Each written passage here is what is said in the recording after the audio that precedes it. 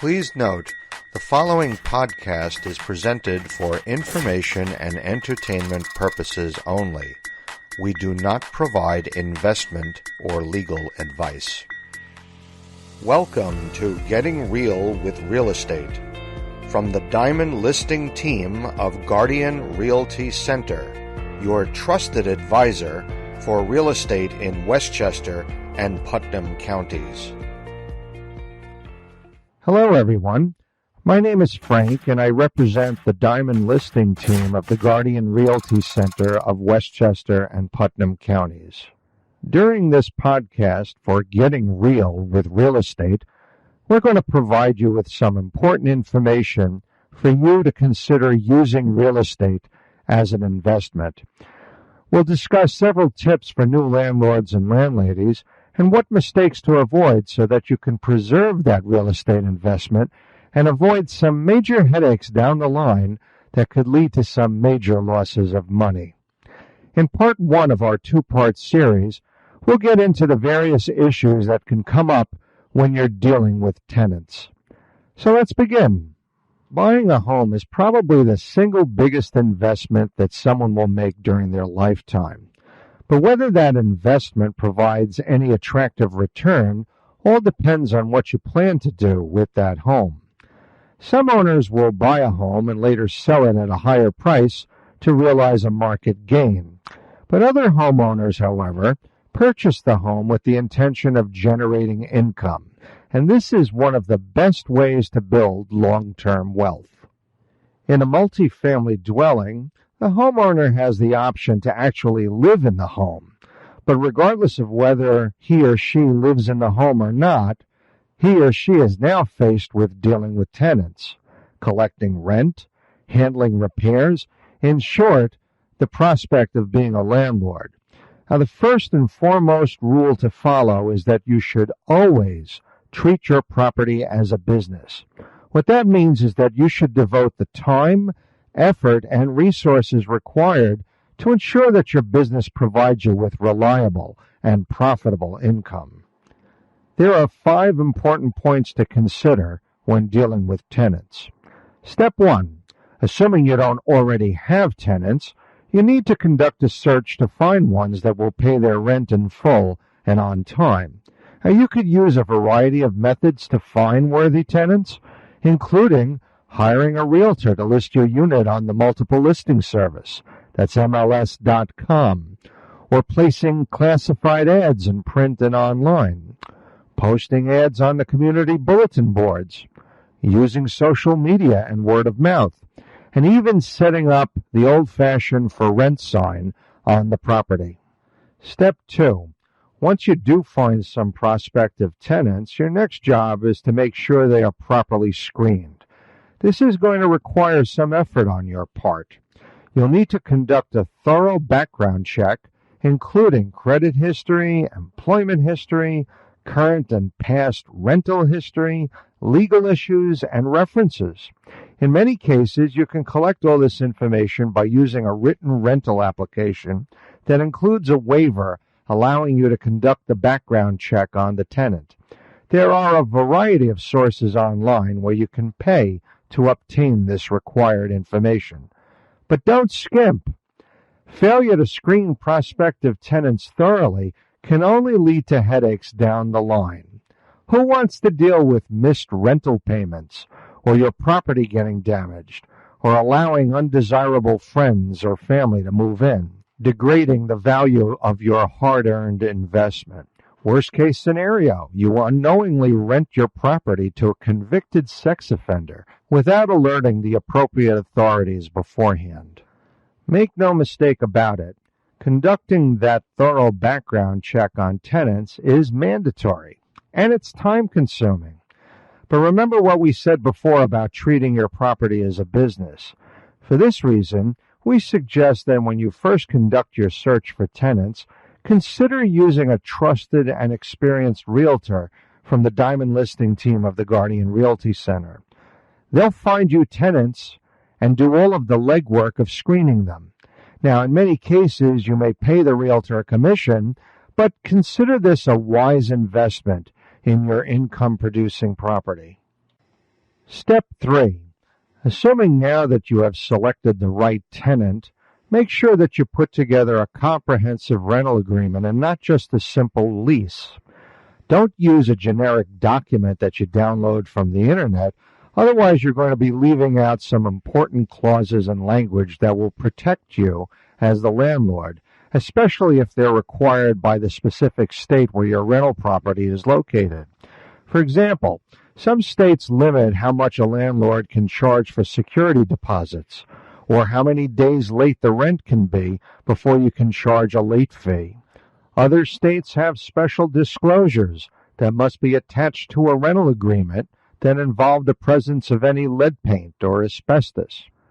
Plus, you're going to want to make sure that the rental agreement includes provisions that are important to you beyond what is required by the state. For example, you may want to specify the terms and conditions regarding pets or whether another person or roommate can move in, the basics about rent payment and tenant responsibilities, how you handle tenant complaints and repair problems, including damages by the tenant, or how much notice you must give to enter a tenant's apartment, and so on. Remember, a rental agreement is a binding legal contract. There should be no misinterpretation from what's allowed, what's not allowed, and what all the parties agree to. This is an agreement that clarifies both the tenant and landlord's expectations. Now, once that contract is signed, all parties must abide by it, and you will need to enforce the contract word for word. Unfortunately, many landlords don't put the emphasis on crafting a thorough and clear rental agreement that protects their investment. For that reason, we recommend that you use a certified online landlord form service to draft an agreement that complies with state regulations and includes those provisions that are important to you. Better yet, consider hiring an attorney to help you with the drafting of such an agreement. Step 4. Once you have the rental agreement signed by the tenant and in place, you'll need to handle the security deposit properly and comply with state laws. Now, this includes collecting, holding, and returning what the tenants pay you up front as that security deposit. It's a good idea to inspect and document the condition of your rental unit before the tenant moves in. Try including photographs of the rental unit as part of your rental agreement with the tenant. This will help you avoid disputes over security deposits, especially when the tenant is ready to move out of your unit.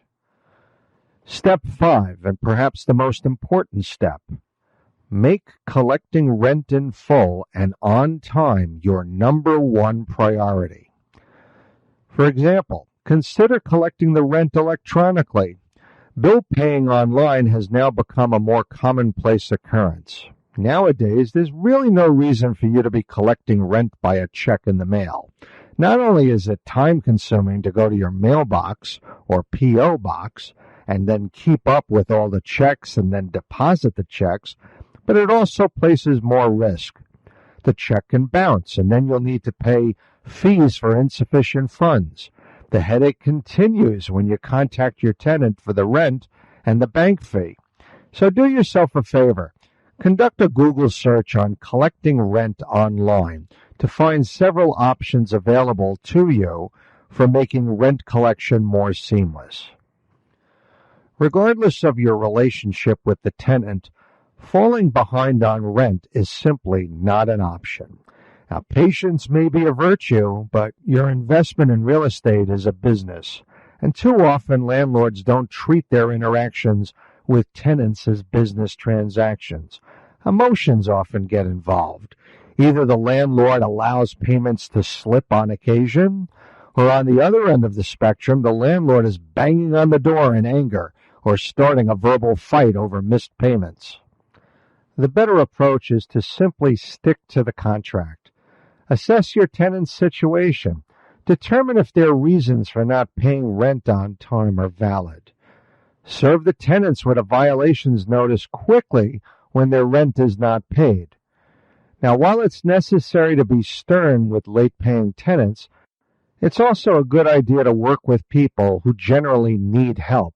especially if they communicate that they're willing to work with you. But if your tenant simply stops paying rent and ignores your calls or texts, then you need to start eviction proceedings. Otherwise, you risk having your investment in real estate become a liability instead of an asset.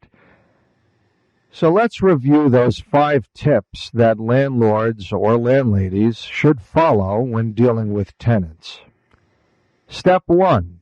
Find prospective tenants who can pay rent in full and on time. Step 2. Screen your prospective tenants thoroughly to weed out any future problems that can develop. Step 3. Create a comprehensive and clear rental agreement to protect your investment. Step 4.